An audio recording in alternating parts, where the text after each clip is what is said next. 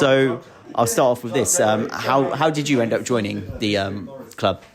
I started Morris dancing when I was a student in the late 1970s.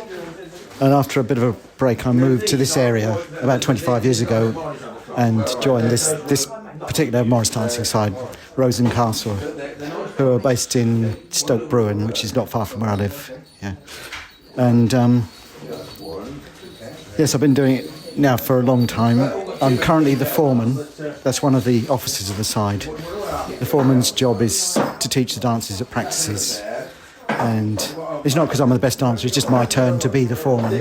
It'll be somebody else's turn, maybe next year or the year after. Okay, and then I believe it's a particular form of Morris dancing as well. So could you explain a bit about that? Okay, yes, the form of dancing we do is Northwest Clog Morris.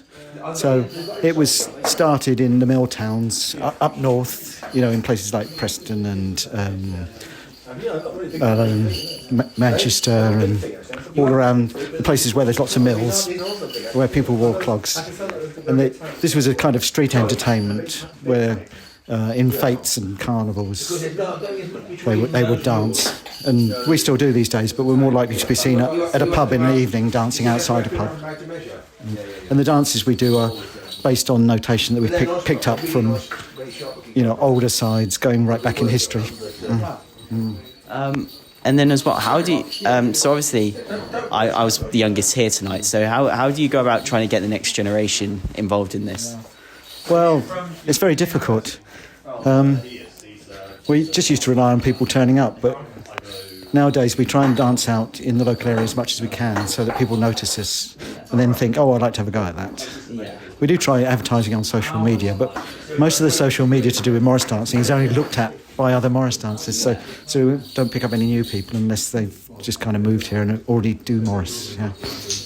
And what events have you got coming up in the... Well, I know it's in the winter season now, so you haven't got much, but what's next? No, we've only got a couple. We're doing what's called Stony Lights in Stony Stratford. It's in the daytime leading up to them turning on their Christmas lights. That's on the 30th of November.